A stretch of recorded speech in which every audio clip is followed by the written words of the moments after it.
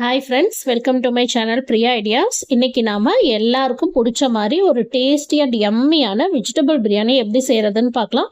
வீடியோக்குள்ள போறதுக்கு முன்னாடி மறக்காம பிரியா ஐடியாஸை சப்ஸ்கிரைப் பண்ணிக்கோங்க, பெல் ஐக்கானே கிளிக் பண்ணிக்கோங்க. அப்பதான் நான் போடுற எல்லா வீடியோஸும் இமீடியட்டா உங்களை வந்து சேரும். ஃபர்ஸ்ட் ஒரு குக்கர்ல நான் கொஞ்சமா கடலெண்ணெயும் நெய்யும் சேர்த்து அதுல நம்ம தாளிக்கிற பொருள் எல்லாம் சேர்த்திருக்கேன். பட்டை, கிராம்பு, கொஞ்சமா சோம்பு, ஒரு ஏலக்காய், ஒரு 2 பிரியாணி இலை எல்லாம் சேர்த்திருக்கேன். எல்லாம் சேர்த்ததுக்கு அப்புறமா நீங்க ஆயில லோ ஃப்ளேம்ல வச்சு இதை ஒரு 2 நிமிஷம் வறுத்து விட்டுக்கோங்க. இதை கொஞ்சம் ஆயில்ல வதங்கினதுக்கு அப்புறமா இதுல நாம நீளமா நறுக்கி வச்ச பெரிய வெங்காயம் சேர்த்துக்கலாம். நான் இன்னைக்கு பெரிய வெங்காயம் ஒரு 2 வெங்காயம் எடுத்திருக்கேன், நல்ல பெரிய சைஸ் வெங்காயமா. அதை தின்னா ஸ்லைஸ் பண்ணி இதோட சேர்த்துக்கோங்க. இது கூடவே 2 கீறின பச்சை மிளகாயும் சேர்த்துக்கோங்க. பச்சை மிளகாய் தான் மெயினா காரத்துக்கு, நம்ம கடைசியா கொஞ்சமா தான் தனி மிளகாய் தூள் சேர்ப்போம். 2 பெரிய பச்சை மிளகாய் 2ஆ கீறி நான் இது கூட சேர்த்திருக்கேன். இது எல்லாம் சேர்ந்து நல்லா வதங்கி வரட்டும்.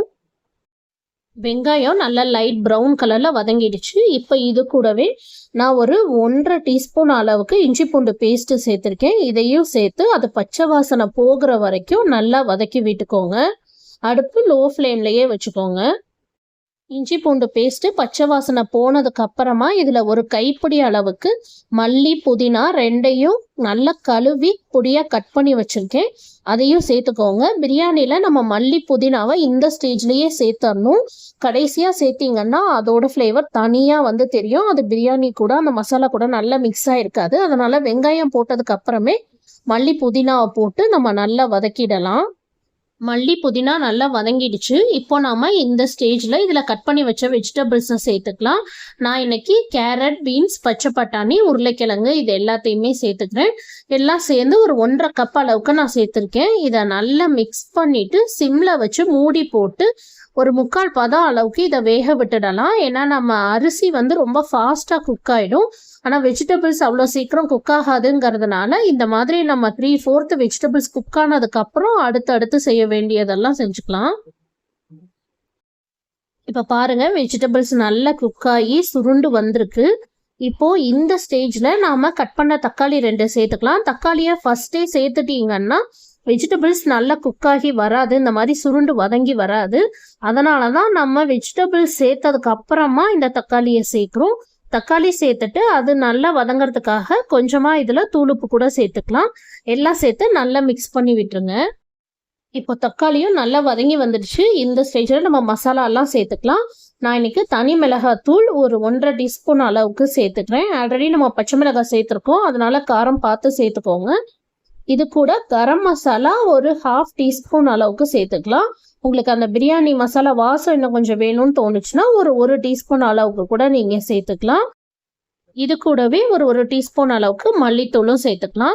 எல்லாம் சேர்த்துட்டு நல்லா கலந்து விட்டுருங்க. இந்த மசாலா நமக்கு கரிஞ்சிடக்கூடாது, அதனால மசாலா சேர்த்த உடனே இமீடியட்டா நம்ம இதுல தண்ணி இல்லைன்னா தயிர் ஏதோ ஒன்று சேர்த்தரணும். அந்த லிக்விடோட சேர்ந்து மிக்ஸ் ஆயிட்டாக மசாலாவோட வாசமும் அப்படியே இருக்கும், அது கரிஞ்சு போகாது. நீங்க தேங்காய் பால் சேர்த்து குக் பண்ண போறீங்கன்னா தேங்காய் பால் பாதி தண்ணி பாதிங்கிற அளவுக்கு சேர்த்துக்கலாம். ஆனா மோஸ்ட்லி பிரியாணிக்கு நீங்க தேங்காய் பால் சேர்க்காம செஞ்சீங்கன்னா அந்த பிரியாணியோட ஆக்சுவல் ஃபிளேவர் அண்ட் டேஸ்ட் உங்களுக்கு அப்படியே கிடைக்கும். அதனால நான் இன்னைக்கு தேங்காய் பால் சேர்க்கல. தயிர் கூட இந்த ஸ்டேஜ்ல நீங்க தண்ணி ஊத்துறதுக்கு முன்னாடி அந்த மசாலாவோட சேர்த்து மிக்ஸ் பண்ணிக்கலாம். நான் இன்னைக்கு தயிருமே சேர்க்கல. வீட்டுல தயிர் இல்லாம செய்யும் பொழுது உங்களுக்கு அது பிடிக்குதுங்கிறதுனால நான் இன்னைக்கு இந்த மாதிரி செஞ்சிருக்கேன். இப்போ தண்ணி சேர்த்துட்டு நீங்க உப்பு வந்து கல்லுப்பு போட்டுட்டு அளவு செக் பண்ணிக்கோங்க. நீங்க டேஸ்ட் பார்க்கும் பொழுது உப்பு காரம் 2 கொஞ்சம் தூக்கலா உங்களுக்கு தெரியணும், கொஞ்சம் அதிகமாயிட்ட மாதிரி இருக்கணும். அப்பதான் ரைஸ் போட்டு அது வெந்து வரும் பொழுது உங்களுக்கு பிரியாணில உப்பு கரெக்டா இருக்கும். தண்ணி நல்லா கொதிச்சு வரும் பொழுது இதுல நம்ம 1/2 hour ஊற வச்ச சீரக சம்பா ரைஸ் 3 கப் அளவுக்கு சேர்த்துக்கலாம். தண்ணி ரேஷியோ 1:2. 3 கப் ரைஸுக்கு நீங்க 6 கப் அளவுக்கு தண்ணி சேர்த்துக்கோங்க. இப்போ கடைசியா இதுல 1 டீஸ்பூன் அளவுக்கு லெமன் ஜூஸ், அதே 1 டீஸ்பூன் அளவுக்கு நெய் 2ம் சேர்த்துட்டு நான் குக்கரை மூடி வச்சிட போறேன். குக்கரை மூடி வச்சு ஒரு விசில் விட்டு ஆஃப் பண்ணிட்டு எடுத்துக்கலாம். நார்மலா நான் பிரியாணி தம் தான் போடுவேன், பட் ஸ்கூலுக்கு அவசரத்துக்கு கொடுக்கணுங்கிறதுனால இன்னைக்கு குக்கர்ல விசில் விட்டுருக்கேன். இந்த மாதிரி பண்ணும் பொழுது நீங்க சீரக சம்பா அரிசி நான் சேர்த்திருக்கேன், ஒரு விசில் விட்டு ஆஃப் பண்ணீங்கன்னா போதும், கரெக்டா இருக்கும். அதுக்கு மேல விட்டீங்கன்னா பிரியாணி குழஞ்சிரும், நல்லா இருக்காது. இப்போ பாருங்க எந்த அளவுக்கு சூப்பராக பிரியாணி வெந்து வந்திருக்குன்னு சொல்லி. தண்ணி எதுவுமே அடியில் இல்லை, அதே மாதிரி அரிசி குலையவும் இல்லை. இதே நீங்கள் 2 விசில் விட்டுட்டீங்கன்னா அடியில் தீஞ்சிரும், அரிசியுமே கொஞ்சம் குழஞ்சிரும், நல்லா இருக்காது. சூப்பராக வந்திருக்கு. நீங்களும் இதை ட்ரை பண்ணி பார்த்துட்டு எப்படி வந்துச்சுன்னு கமெண்ட்ஸில் கண்டிப்பாக ஷேர் பண்ணுங்கள். மறக்காமல் பிரியா ஐடியாஸை லைக் பண்ணுங்கள், சப்ஸ்கிரைப் பண்ணுங்கள்.